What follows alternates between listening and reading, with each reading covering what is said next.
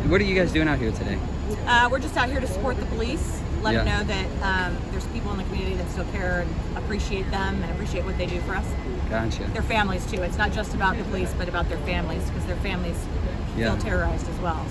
So we're with Common Ground USA, and it's our goal to really help find common ground between two supposedly, competing ideologies, and we've found that oftentimes there is a lot of commonality between them. Do you feel that you have any commonality with any of the express points of Black Lives Matter? I think so. I mean, it would be silly to say we don't. I mean, I think that we all agree that, the higher ups are the ones, like the city officials and, Wheeler and Brown, that they're not doing their jobs to try to figure out what the people need and what they want. So in that aspect, I think we do have a common. Yeah.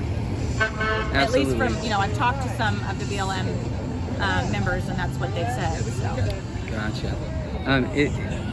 Do you think that there needs to be any reform as far as accountability with police brutality, or do you not see that as a? Well, as an I think issue? there can always be improvements. Yeah. I think that it's hard. It's easy for us to try and say we know this and this should happen.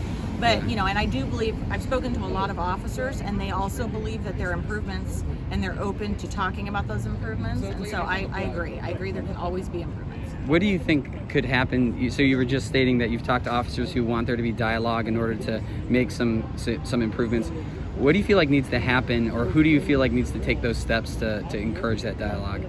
Well, that's a hard one, because they have felt that they have tried to make steps. I know that, certain groups in the police department have tried to make steps to try and meet with the Black Lives Matter leaders, and they haven't. So, but then they would probably say I don't know, because I haven't spoken with them about that issue. They would probably say they have. So I don't, I really don't know. I mean, both sides are going to have to come together and be willing to discuss things. They're going to have to probably realize that everybody has a bias, no matter what they think. They could say they're not biased, but we all have biases that we slant to, and they're going to have to realize that when they talk to each other and try to set that aside if they're going to come to a common ground.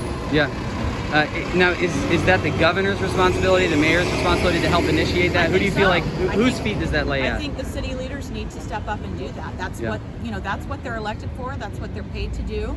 It seems like they're very silent. They are. They're very silent, and it's been very frustrating to both sides. I've heard even the BLM side say that they're frustrated about that too. And a lot of times when we've had discussions with them out here, I'm like, that's where the war is right now, because they're not doing what they're elected to do, and they're standing back and causing a lot of the division by that, doing that.